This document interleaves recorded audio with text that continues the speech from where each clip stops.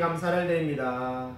휴가철이지만은 지난 한 주간도 하나님께서 함께해 주시고 또 우리를 주님 앞에 불러주심을 감사를 드립니다. 비록 코로나로 인하여서 우리가 비대면으로 예배를 드리고 있습니다만은 이 예배 가운데 하나님께서 임재하여 주셔서 우리 성도님들 한 사람 한 사람 마음 가운데에 주님께서 찾아오셔서 우리의 영혼이 새롭게 되어지기를 소원합니다. 주님께서 이 예배를 주관하여 주실 줄 믿사오며 살아계신 예수 그리스도 이름으로 간절히 기도드립니다. 아멘. 사도신경으로 우리의 신앙을 고백드립니다. 전능하사 천지를 만드신 하나님 아버지를 내가 믿사오며 그 외아들 우리 주 예수 그리스도를 믿사오니 이는 성령으로 잉태하사 동정녀 마리아에게 나시고 본디오 빌라도에게 고난을 받으사 십자가에 못 박혀 죽으시고 장사한 지 사흘 만에 죽은 자 가운데서 다시 살아나시며 하늘에 오르사 전능하신 하나님 우편에 앉아 계시다가 죄로서 산 자와 죽은 자를 심판하러 오시리라. 성령을 믿사오며 거룩한 공예와 성도가 서로 교통하는 것과 죄를 사하여 주시는 것과 몸이 다시 사는 것과 영원히 사는 것을 믿사옵나이다. 아멘. 교동문은 시편 110편입니다. 구약성경 시편 110편을 찾으시기 바랍니다. 구약성경 886면에 있습니다. 구약성경 886조 시편 110편 1절부터 끝절까지 제가 한 절, 성도님들 한 절 교독하겠습니다.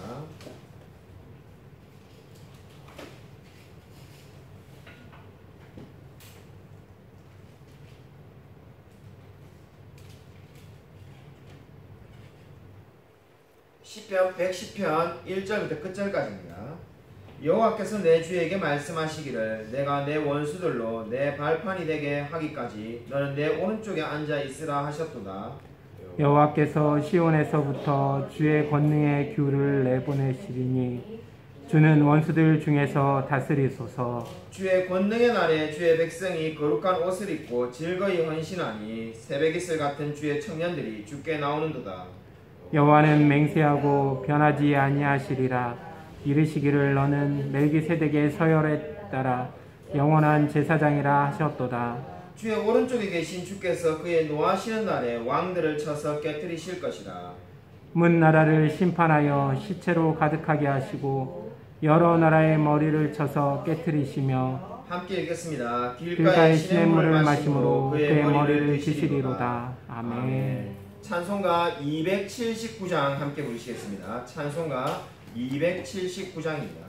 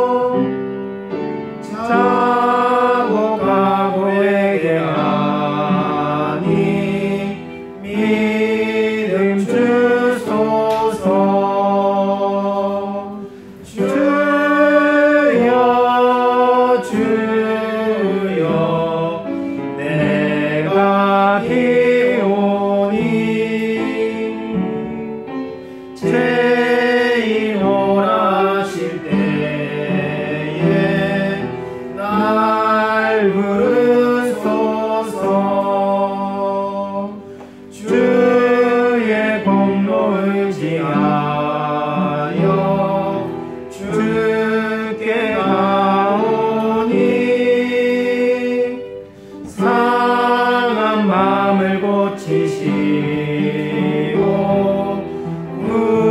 구원하소서.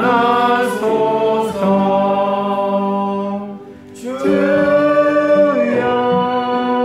주여 내가 비오니 죄인 오라실 때에 날 부르소서. 만복을 우리 주여 위로하소서. 우리 주와 같으시니 어디 있을까. 주여 주여 내가 비오니 죄인 오라실 때에 날 부르소서.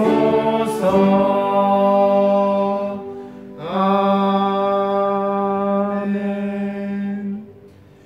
제가 기도 드리겠습니다. 하나님 아버지 감사를 드립니다. 방금 우리가 찬양으로 고백한 것처럼 우리가 늘 주님께 나아갈 수 있도록 은혜 내려 주시옵소서. 이러한 신앙의 고백을 담아 하나님께 헌금을 드립니다. 주님께서 받으시고 우리의 삶 가운데 복 내려 주시옵소서. 우리가 지금 코로나가 계속해서 확산되는 가운데 여러모로 어려움이 많이 있습니다. 주님께서 우리의 필요한 모든 것들을 채워주시고 우리의 앞길을 인도하여 주시옵소서. 주님께서 늘 우리와 동행하여 주실 줄 믿사오며 살아계신 예수 그리스도의 이름으로 간절히 기도드립니다. 아멘. 이 옆에 있는 분들과 인사하도록 하겠습니다. 한 주간 평안하셨습니까? 인사하도록 하겠습니다.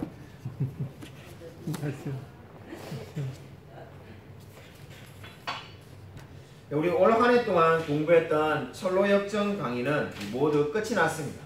우리 아주 긴 시간 동안 공부했는데 감사하게도 끝이 났고, 우리 다음 주부터는 우리 이사야서를 역시 비대면으로 줌으로 강의하기로 하였습니다. 많은 관심과 기도 부탁드립니다. 입교 문답 교육이 있습니다. 이 입교 문답 교육이 원래는 교회에서 만나서 해야 되지만은 지금 여러가지 사항상 비대면으로 오늘 오후 주일 오후 3시에 줌으로 하기로 했습니다. 그래서 우리 해당자 우리 3명의 학생들이 있는데 주님의 은혜로 꼭 우리 입교 교육을 잘 받을 수 있도록 기도해 주시면 좋겠습니다. 정부의 거리두기 4단계로 인해서 우리 당분간 주일 예배는 비대면으로 드립니다. 아마 여러분 뉴스를 보셔서 알지만은 4단계 거리두기가 2주간 연장되었습니다. 그래서 이 당분간 주일 예배는 지금처럼 비대면으로 드립니다. 그래서 각 가정에서 꼭 동영상으로 예배를 드리시면 감사하겠습니다. 하이벨 요리문답 하겠습니다. 제 97문입니다. 제가 문제를 읽고 여러분이 답을 하시면 되겠습니다. 그렇다면 어떠한 형상도 전혀 만들지 말아야 합니까?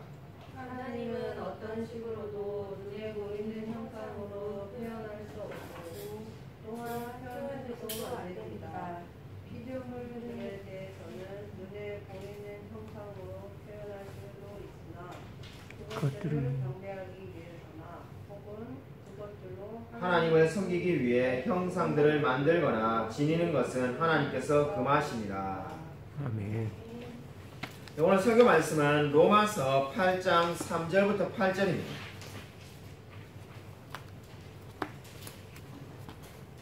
로마서 8장 3절부터 8절입니다. 데살로니가 전서 강의를 했었는데 다음 주부터 다시 데살로니가 후서를 강의합니다. 그 전에 한 번만 로마서 우리 교리에 대해서 말씀을 전하고자 합니다. 신약성경 249면에 있습니다. 신약성경 249쪽 로마서 8장 3절부터 8절까지 제가 한 절, 성도님들이 한 절 교독하도록 하겠습니다. 율법이 육신으로 말미암아 연약하여 할 수 없는 그것을 하나님은 하시나니 곧 죄로 말미암아 자기 아들을 죄 있는 육신의 모양으로 보내어 육신의 죄를 정하사 육신을 따르지 않고 그 영을 따라 행하는 우리에게 율법의 요구가 이루어지게 하려 하심이니라. 육신을 따르는 자는 육신의 일을, 영을 따르는 자는 영의 일을 생각하나니 육신의 생각은 사망이요 영의 생각은 생명과 평안이니라. 육신의 생각은 하나님과 원수가 되나니 이는 하나님의 법에 굴복하지 아니할 뿐 아니라 할 수도 없습니다. 육신에 있는 자들은 하나님을 기쁘시게 할 수 없느니라. 아멘. 아멘. 오늘 설교 제목은 육신의 일 그리고 영의 일입니다. 그리스 신화에 보면은 시시포스라는 고린도의 왕에 대한 이야기가 나옵니다. 이 사람은 지옥에서 큰 돌을 밀어 올리는 벌을 받았다고 합니다. 그래서 그 큰 돌을 저 높은 산 정상까지 지옥에서 밀어 올려야 되는데 정상 가까이만 가면은 돌이 다시 아래로 떨어지는 겁니다. 그래서 지옥에서부터 다시 돌을 끌어올려 가지고 이제 정상에 다 왔다 생각이 되면은 또 돌이 아래로 떨어집니다. 이것을 계속 아무리 반복하지만은 그것이 끝이 나지 않는다는 이야기를 하고 있습니다. 여러분, 이 아이가 우리에게 주는 영적인 교훈이 무엇일까요? 비록 그리스 신화지만은 여기에서 주는 영적인 교훈이 있습니다. 제 아래 살아가고 있는 인간의 모습을 보여줍니다. 로마서에서 말하는 제 아래 있는 죄인의 모습이 바로 정확하게 이러합니다. 아무리 노력을 해도 이 돌을 정상에다가 올려놓을 수가 없는 겁니다. 여러분, 오늘도 어떤 돌을 지금 들어 올리고 있습니까? 우리가 만약에 제 아래 살고 있다면 우리는 그 어떠한 노력을 해도 그 돌을 정상에 올릴 수 없다라고 말을 하고 있습니다. 오늘 성경은 육신을 따르는 자는 육신의 일을, 영을 따르는 자는 영의 일을 생각한다라고 말씀하고 있습니다. 제가 이것을 만약 바꿔서 질문해서 육신의 일을 하는 사람이 육신을 따르는 자가 됩니다라고 말하면은 아마 여러분 중에 그 누구도 동의하지 않을 겁니다. 왜냐하면 성경에 분명히 육신을 따르는 자가 육신의 일을 한다라고 순서가 정해져 있기 때문입니다. 제가 반대로 육신의 일을 열심히 하는 사람이 육신을 따르게 되고 영의 일을 먼저 열심히 하는 사람이 영을 따르는 사람이 됩니다라고 제가 바꾸고 말하면은 아무도 동의 안 할 겁니다. 근데 여러분, 제가 한번 바꿔서 이렇게 질문을 드려보고자 합니다. 제가 약 10년 전에 다른 서울에 있는 교회에서 청년부를 할 때 청년들에게 이렇게 질문을 한 적이 있습니다. 거듭남이 먼저일까? 믿음이 먼저일까? 다르게 질문한다면 중생이 먼저일까? 믿음이 먼저일까? 제가 이렇게 질문한 적이 있습니다. 손을 들어보라고 했는데 전부 다 용기 있게 믿음이 먼저라고 손을 들었습니다. 제가 한 번 더 기회를 주려고 한번 잘 곰곰이 생각해봐라. 정말로 믿음이 먼저라고 생각하느냐? 제가 이렇게 힌트를 줬는데 이 당시의 청년들은 제가 이 반대되는 대로 정답이 아닌 쪽으로 자기들을 유인하는 줄 알고 절대로 손을 내리지 않고 다 그대로 들고 있었습니다. 정답이 무엇입니까? 중생이 먼저고 거듭남이 먼저고 먼저 거듭난 사람이 믿음을 가지게 되는 겁니다. 여러분이 논리를 지금 로마서 8장으로 말하면은 어떻게 되는 겁니까? 먼저 거듭난 사람, 먼저 하나님께서 거듭나게 해주신 그 사람, 그 영을 따르는 사람이 영의 일, 바로 믿음을 표현하게 됩니다. 그래서 이 로마서 8장으로 보면은 너무나 단순하고 쉬워 보이지만은 제가 방금 말한 것처럼 교리적으로 거듭남이 먼저입니까? 믿음이 먼저입니까? 라고 묻는다면은 이 안타깝게도 비대면 예배드려서 질문 드릴 수 있는 분이 좀 한정되어 있지만은 아마 우리 교인들도 다 정답을 맞추지는 못하는지도 모릅니다. 여러분이 이러한 생각이 성경에 필요하다는 얘기 로마서 8장에만 나오는 것이 아니라 우리가 두 구절을 더 찾아보고자 합니다. 먼저 우리 사도행전 13장 48절 49절을 한번 찾아보겠습니다. 여러분 프린트물에 이미 가지고 계시는 프린트물에 다 나와 있으니까 같이 한번 읽도록 하겠습니다. 사도행전 13장 48절 49절 함께 읽겠습니다. 네, 시작. 이방인들이 듣고 기뻐하여 하나님의 말씀을 찬송하며 영생을 지식으로 작정된 자는 다 믿더라. 주의 말씀이 그 지방에 두루 퍼지리라. 아멘. 로마서 13장은 이방인들이 구원받는 장면을 지금 말씀하고 있습니다. 여기서 놀라운 것이 무엇입니까? 이들이 이스라엘이 아니라 이방인들임에도 불구하고 하나님께서 작정한 자들, 다르게 말해서 그들 입장에서 작정된 자들은 어떻게 됐다는 겁니까? 다 믿음을 갖게 되었다는 겁니다. 좀 전에 제가 말씀드린 질문 그대로죠. 하나님께서 거듭나게 하시려고 작정한 사람들이 믿음을 가지게 되었다고 말합니다. 거듭남과 중생이 먼저라는 겁니다. 로마서 8장식으로 말하면은 영을 따르는 자들이 이제 영의 일을 하게 되는 겁니다. 또 다른 성경구절 한 구절 찾아보도록 하겠습니다. 요한복음 1장 12절 13절입니다. 우리 같이 한번 읽겠습니다. 시작. 영접하는 자, 곧 그 이름을 믿는 자들에게는 하나님의 자녀가 되는 권세를 주셨으니 이는 혈통으로나 육정으로나 사람의 뜻으로 나지 아니하고 오직 하나님께로 난 자들이니라. 아마 이 요한복음 1장 12절이 믿음이 먼저냐 거듭남이 먼저냐는 아까 제 그 질문에서 믿음이 먼저라고 주장할 수 있는 아마 가장 강력한 성경 구절이지 않을까라는 생각을 가지게 됩니다. 여러분 성경이 어떻게 말합니까? 영접하는 자. 내가 먼저 영접을 했으니까 믿음을 가지고 영접하는 그 사람이 어떻게 됐다는 겁니까? 하나님의 자녀가 되었다고 말을 하고 있습니다. 근데 여러분 중요한 것이 무엇입니까? 13절에 이는이라는 말에 여러분 주목하여 보십시오. 이는이라는 말은 한마디로 말해서 그 이유를 말하는 겁니다. 내가 하나님을 영접하게 되었는데 그리고 하나님의 자녀가 되었는데 그 이유가 어디에 있냐는 겁니다. 그러니까 한마디로 말해서 지금 12절의 상황이 벌어졌는데 영접을 내가 하게 되었고 하나님을 믿게 되었고 하나님의 자녀가 되었는데 그 일이 어떻게 해서 이루어졌는지를 이는이라는 말로 13절에 표현하고 있습니다. 한마디로 13절에 더 먼저 일어난 일이라는 거죠. 근데 그 13절의 핵심이 뭡니까? 하나님께로부터 난 자들이라고 되어 있습니다. 그러니까 내가 영접을 하게 되었는데 정말 우리가 뭐 사형이나 이런 말씀을 통해서 영접을 하게 되었는데 그 영접이 왜 일어났다는 겁니까? 나는 하나님께로부터 난 자들이었기 때문에 영접을 하게 되었다는 겁니다. 그리고 요한복음 1장 12절 13절이 하고 싶은 말이 무엇입니까? 그리스도는 하나님께로부터 났고 그렇기 때문에 하나님의 자녀가 되었고 그렇기 때문에 나는 믿음을 가지고 있다는 겁니다. 지금 이 말씀을 하고 있습니다. 바로 그 말씀을 지금 오늘 로마서 8장 어떻게 표현하고 있습니까? 육신의 일을 따르는 자는 육신의 일을 할 수밖에 없고 영을 따르는 자는 영의 일을 할 수밖에 없다는 겁니다. 한마디로 말해서 이 말은 성령을 받아야만이 영의 사람이 된다고 말을 하고 있습니다. 먼저 성령을 받지 않고는 결코 영을 따르는 사람이 될 수가 없습니다. 아멘. 여러분 그러면 성령을 받으려면 뭐가 필요하겠습니까? 회개가 뒤따라야만 합니다. 성경 반드시 우리가 하나님을 믿을 때 회개해야 된다고 말을 합니다. 근데 안타깝게도 어떤 사람들은 이제 일부의 주석가들도 회개를 반드시 해야 되는 것은 아니라는 주장을 하는 사람들도 있습니다.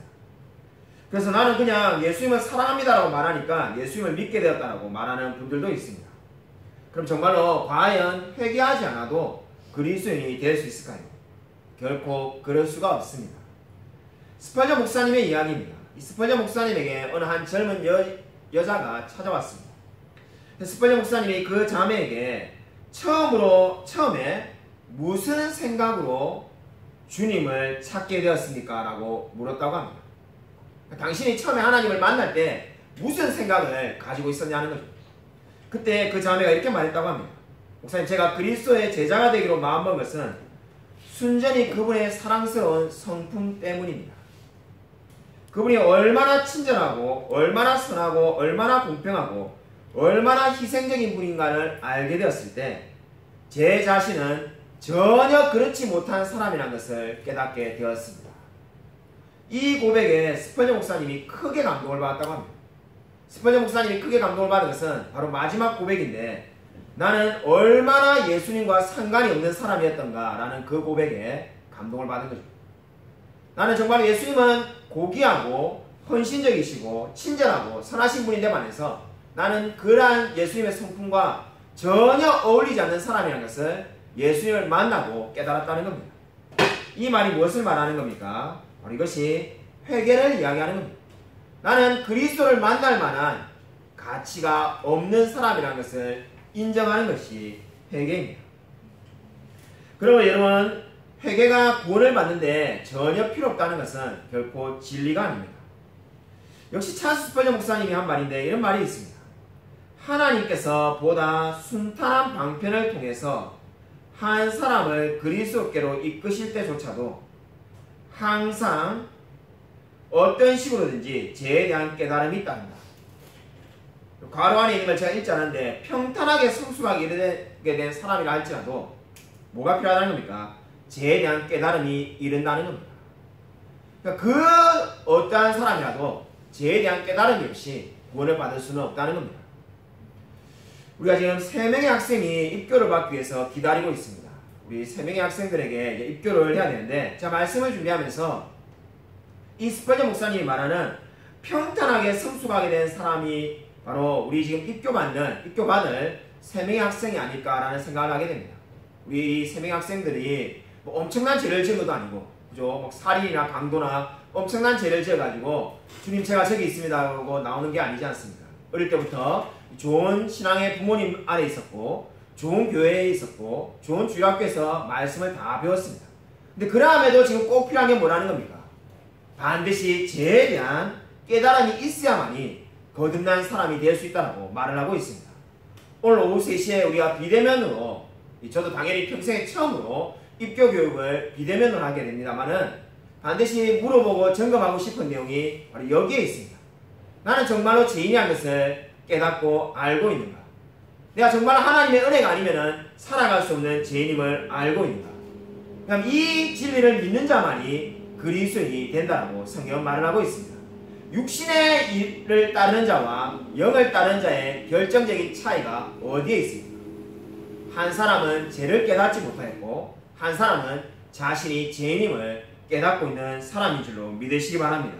그러므로 구원을 받기 위해서는 반드시 죄에 대한 깨달음이 있어야 된다고 성경은 말을 하고 있습니다. 그렇다면은 과연 죄를 얼마만큼 깨달아야 되냐는 겁니다. 지금 우리가 이번에 읽었던 이 철로의 역정의 저자 존 버녀는 무려 4년간을 죄를 깨닫기 위해서 시간을 보냈다고 그의 자서전에서 고백을 하는 것을 볼 수가 있습니다. 4년 동안 죄에 대해서 철저하게 깨닫는다고 정말로 힘들었던 사람이 바로 누구라는 겁니까? 존 버녀였다는 겁니다. 근데 저는 이 한때 이 존 버녀의 책을 읽으면서 크게 고민에 빠진 적이 있습니다. 그럼 존 버녀의 이 자서전, 우리 흔히 말하는 3대 참회록이라고 하죠. 기독교 역사에. 읽으면은 죄에 대해서 얼마나 고민하는지 이 4년 동안이나 철저히 고민했는데, 저는 아무리 제가 핵심했던 때 모습을 되돌아봐도 그냥 하루 정도 고민하다가 운 기억밖에 없는데, 그럼 나는 정말로 제대로 해결한 건가? 이런 고민에 한때 빠진 적이 있습니다. 그럼 제가 존경하는 이 최초의 인디안 선교사 데이빗 브레이너드의 일기라든지 이런 모든 사람들을 보면은 자신이 죄인임을 깨닫는데 아주 긴 시간이 걸렸다는 것을 알게 되었습니다. 특히 청교도가 그렇죠. 이 청교도의 대부분들은 죄를 깨닫는데 굉장히 긴 시간이 걸리는데, 저는 아무리 길게 잡아도 아마 이틀을 넘기지 않는데 내가 진정한 그리스도인인가 한때 참으로 많이 고민한 적이 있습니다. 이 질문에 대해서 역시 청교도인 토마스 왓슨이 한 말이 제게 큰 위로가 되었습니다. 좀 긴 이야기지만은 여러분의 프린트물에 제가 다 적어 놓았습니다. 제가 한번 천천히 읽어드리겠습니다. 하나님은 우리가 어느 정도까지 슬퍼하고 얼마나 낮아져야 할지 기준을 정해놓고 모두에게 그것을 요구하시는 분이 아니다. 당신이 죄를 기꺼이 버리고자 할 때가 언제인지 알 수 있는가? 금이 용광로에 오래 있어야 할 그 속에서 찌꺼기가 녹아 흘러나오는 것처럼 하나님께서 만족하실 정도는 아니더라도 하나님께서 용납하실 만큼 충분히 영혼이 낮아지면 죄를 사랑하는 마음이 녹아 흘러나온다. 당신이 이제 충분히 낮아졌다면 더 무엇이 필요하겠는가? 이미 바늘로 종기를 다 짜내었는데 종기를 다시 절개할 필요가 있는가? 하나님께서 당신을 대하시는 것보다 더 스스로에 대해 잔인할 필요는 없다.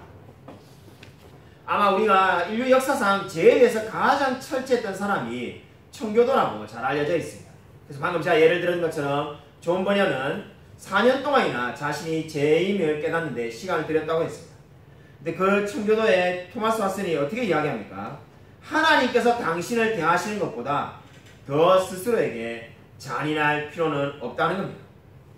이 말이 무엇을 말합니까? 하나님이 만약에 우리에게 죄를 깨닫는데 존 버녀처럼 4년의 시간을 허락하신다면 우리가 4년간 아파하고 힘들어야 될 수밖에 없습니다. 근데 어떤 사람은 1시간만 해도 자신이 그 모든 죄를 깨닫게 된다면 그만큼만 고통스러워하면 된다는 거죠. 하나님이 우리에게 대하시는 것보다 더 자신을 잔인하게 대할 필요가 없다라고 말을 하고 있습니다. 이 말은 무슨 말입니까? 이미 내가 죄인임을 깨달았고 내가 하나님의 은혜가 아니면 살아갈 수 없는 자임을 고백했는데도 계속 자신을 학대하고 그렇게 살 필요가 없다는 겁니다.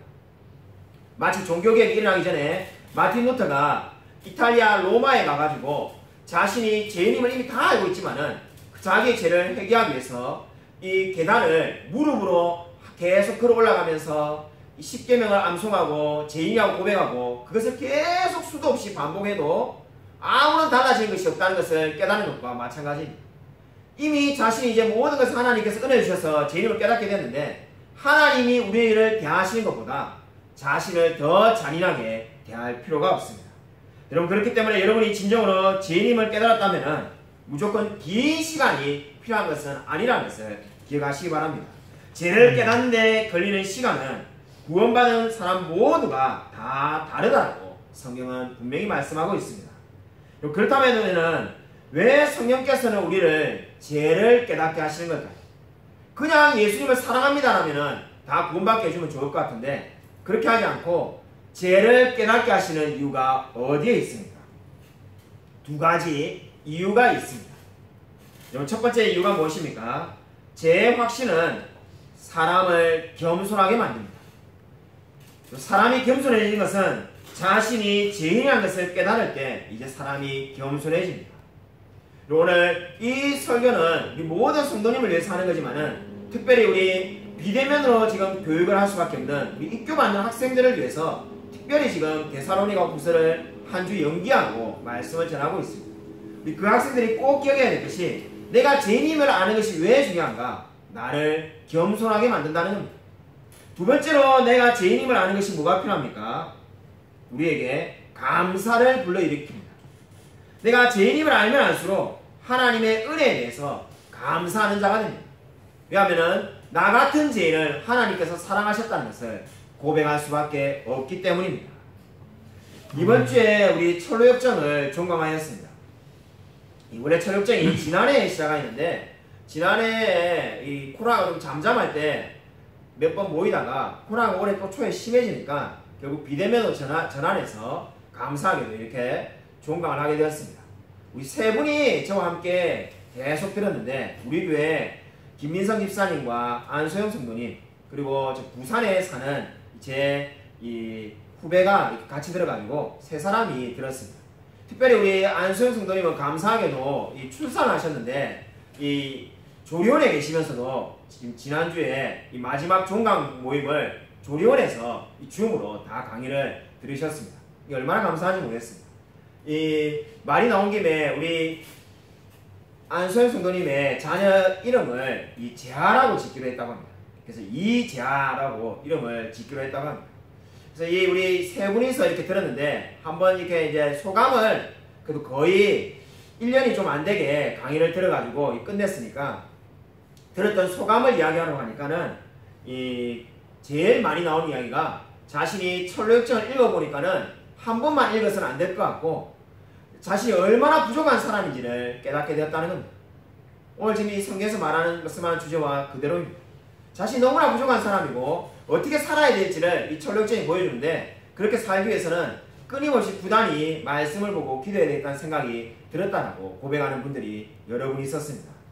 그렇습니다. 우리로 하여금 죄인임을 깨닫게 하는 것은 어떠한 은혜가 됩니까? 하나님께 감사하게 되고 우리에게 확신을 가져다 주는 줄로 믿으시기 바랍니다.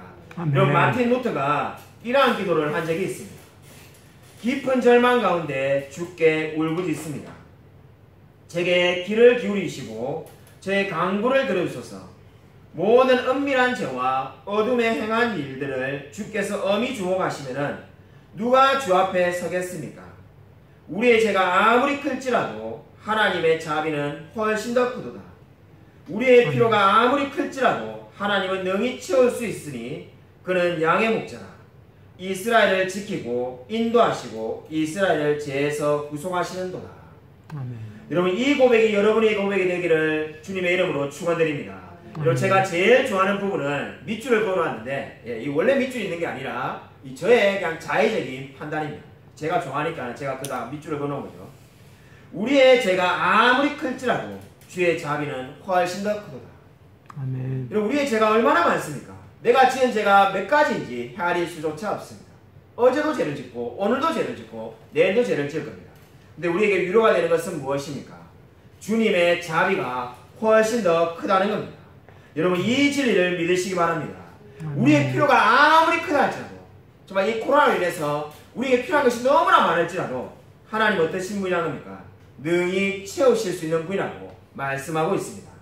동일한 고백이 저와 여러분의 삶 가운데 있기를 주님의 이름으로 축원드립니다. 여러분, 우리가 육신의 일을 따라 사는 것이 아니라 영의 일을 따라 산다면은, 내가 육신의 일을 따라 사는 자가 아니라 영의 일을 하며 영을 따라 사는 자인지 어떻게 알 수 있습니까? 오늘 정말 이 주제의 마지막이 이제 질문인데, 정말 우리가 이미 성령을 받았고 내가 정말 하나님의 자녀인 것을 알고 있고 믿음으로 신앙을 고백했다면은, 내가 정말로 이제 영을 따라서 사는 영의 일을 하는 사람인지 어떻게 알 수가 있습니까? 이 주제에 대해서 탁월하게 말한 사람이 있습니다. 무디 목사님이 세 종류의 믿음을 말씀하신 적이 있습니다. 믿음은 세 가지가 있다는 것이 무디 목사님의 주장입니다. 첫 번째 믿음이 무엇입니까? 분투하는 믿음입니다. 이 분투하는 믿음은 뭐냐면은 물속에서 허우적거리면서 두려워하는 사람이라는 겁니다. 두 번째로 달라붙은 믿음이 있는데, 이 배의 바깥 한쪽에 겨우 붙어가지고 믿음을 가지고 있는 사람이 있다는 거죠. 세 번째로 휴식하는 믿음이 있는데, 배 안에 앉아 있으면서 다른 사람에게 도움을 주는 믿음을 가진 사람이 있다는 겁니다. 여러분, 이 분투하는 믿음, 그리고 달라붙는 믿음, 휴식하는 믿음, 여러분, 이 세 가지 믿음이 있는데 중요한 것은 무엇입니까? 각 사람이 다 믿음을 가지고 있다는 데 주목해 보십시오. 여러분, 이 분들이 지금 다 믿음이 없다는 게 아닙니다. 모든 믿음을 가지고 있는 거죠. 오늘 로마서 8장을 말하면 다 영을 따르는 자들입니다. 아마 우리 교회 성도님들이 다 여기에 해당될 것 같습니다. 근데 다 믿음을 가지고 있고 영을 따르는 자들이지만은 여기에도 차이가 있다는 거죠. 무디 목사님은 주장하기를 바로 어떤 차이가 있다는 겁니까? 여기에서 이 세 종류의 사람 중에서 오직 한 종류의 사람, 휴식하는 믿음만 자신이 그리스도를 의지하며 정말 안식을 누리면서 이 세상을 살아가고 있다는 겁니다. 분명히 영을 따라 사는 자이지만은 두 종류의 사람은 어떻다는 겁니까? 한 사람은 물속에서 허우적거리면서, 바로 이 물은 세상을 상징하는데 세상에서 두려워하며 살고 있고, 또 한 사람은 겨우 배를 붙잡고, 그러니까 하나님의 말씀을 붙잡고는 있지만은 한쪽 편에 겨우 붙들고 있기 때문에 마음에 휴식이 없는 사람이라고 그렇게 표현하였습니다. 묵상을 하면 할수록 이 무디 목사님이 참 실제적으로 이야기하고 있다는 생각이 들지 않습니까? 정말 우리가 영을 따르는 자지만은, 분명히 거듭난 자지만은 정말 하나님을 이 세상에서 누리지 못하고 안식하지 못하고 살아가는 자들이 얼마나 많습니까? 저와 여러분 가운데 그러한 때가 얼마나 많이 있었습니까? 정말 우리에게 필요한 것이 무엇입니까? 우리의 모든 것을 주님께 맡기며 이 세상에서 안식을 누리며 살아가는 것인 줄로 믿으시기 바랍니다. 아멘. 여러분, 진정으로 필요한 것이 무엇입니까? 우리가 정말 영을 따르는 사람이라면 이제 영의 일을 하며 정말 휴식하며 모든 것을 주님께 맡기며 살아가는 것입니다. 여러분, 저는 한 사람의 예화를 들고자 합니다. 제가 참 고등학생 때 너무나 좋아했는데, 솔직히 제가 고등학생 때 이분의 춤을 한번 따라해 보려고 참 많이 노력했던 적이 지금도 생각이 납니다. 제가 이 엘비스 프레슬리를 참 좋아했는데, 여러분이 아마 나이 드신 분은 잘 알 겁니다. 이분의 그 다리 떨며 춘 춤이 정말로 이 한 시대를 풍미했는데, 제가 이분의 노래를 참 좋아했습니다. 그리고 이분의 노래를 거의 다 외우다시피 해가지고 맨날 부르고 다녔는데, 제가 이분에 대해서 이제 신앙을 하고 난 다음에 알게 되고 난 다음에 놀라운 일을 하나 알게 되었습니다. 물론 이 신앙하기 전에도 이미 알고 있었던 내용이 또 있습니다만은, 우리가 너무나 잘 아는 엘비스 프레슬리는 죽었을 때 받았던, 죽고 난 다음에 온 세계 각지에서 보내왔던 꽃이 5톤이 넘었다고 합니다. 그만큼 좋아하는 사람이 그렇게 많았던 거죠. 그러니까 그 죽음을 아쉬워하는 사람이 그렇게 많았다는 거죠. 근데 놀라운 것이 무엇입니까? 우리가 엘비스 프레슬리에 대해서 아마 여러분도 아마 잘 알고 있는 것처럼, 엘비스 프레슬리는 원래 미시시피 강의 작은 마을에서 태어난 가난한 사람이었습니다. 원래 일주일에 $14밖에 못 버는 트럭 운전사였는데, 그냥 재미로 내가 내 노래를 한번 음반을 한번 내보자는 마음에 기념으로 간직하려고 찾아갔다가 가수가 되었습니다. 그래서 이 세계적인 가수가 되었는데 이 엘비스 프레슬리의 삶에서 놀라운 이야기가 있습니다. 엘비스 프레슬리는 자기에게 근심 걱정을 하지 않게 해주는 사람에게 일주일에 $1,000,000씩 주겠다고 공언한 적이 있었다고 합니다. 그러니까 이 유명해지고 세상에 남부를 것 없이 정상에 올랐는데도 얼마나 많은 근심 걱정이 있었으면은 나에게 근심 걱정을 안 하게 해주는 사람이 있다면은 일주일에 $1,000,000불씩 주겠다는 겁니다. 그만큼 물론 돈이 많았던 거죠. 그런데도 그것을 해결할 수 없었다고 합니다. 기독교 전도자 중에 패치라는 사람이 있는데 이 패치라는 사람이 엘비스 프레슬리가 사망하고 난 다음에 자신이 죽기 전에 마지막으로 엘비스 프레슬리를 라스베가스에서 만났던 경험을 이야기한 적이 있다고 합니다. 라스베가스에서 우연히 만났는데 원래도 알고 지내던 이 두 사람이 이제 서로 이야기를 한 거죠. 이 엘비스 프레슬리가 폐색이 어디 가냐고 하니까 자기는 기독교 집회를 간다고 말하고 엘비스 프레슬리는 공연을 하러 간다라고 말을 했다고 합니다. 그때 이 기독교 집회를 막 이렇게 다니는 이 펫을 보고 엘비스 프레슬리가 당신은 잘못된 길을 가는 것 같다라고 말한 거죠. 그러니까 엘비스 프레슬리가 보기에는 이 펫은 돈도 안 되고 가난하게 살고 뭘 하고 있는지 한심하게 보이니까 잘못된 길을 가고 있다라고 자기도 모르게 엘비스 프레슬리가 이 펫을 비판하는 말을 하였습니다. 그 말을 듣자마자 펫이 이렇게 말했다고 합니다. 당신이 어디서부터 왔는지에 따라서 저는 잘못된 길을 가는 사람이 될 수도 있겠지요. 다르게 말해서 당신이 어디서부터 왔느냐를 되돌아본다면 나의 길이 잘못된 길로 보일 수 있다는 겁니다. 이 말이 무슨 말입니까?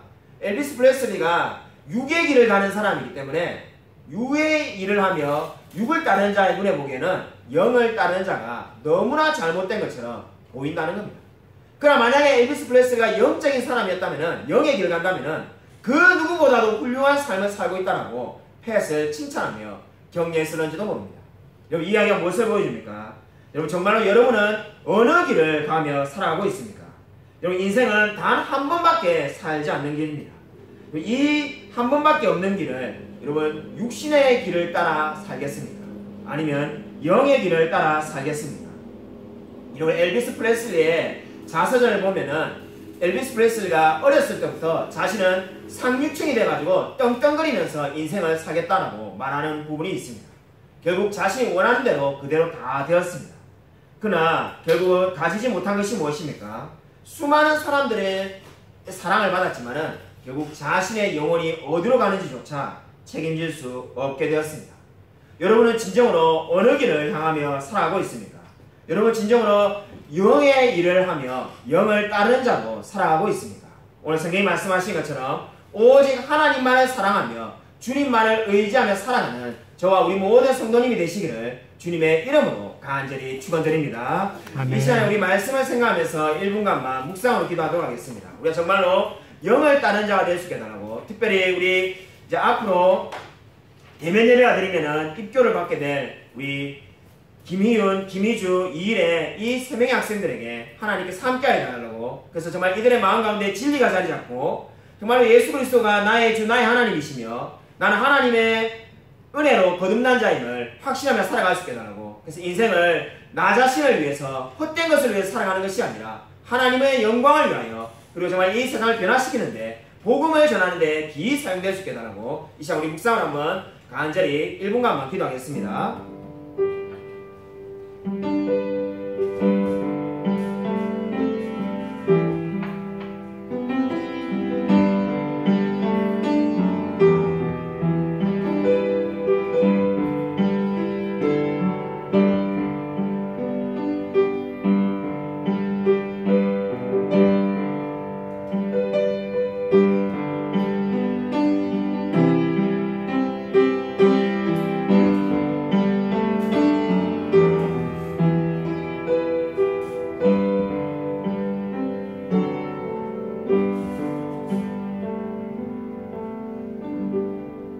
감사를 드립니다. 주님께서 아버지 함께하여서 우리로 하여금 비록 비대면이지만 예배드릴 수 있게 해주심을 감사를 드립니다.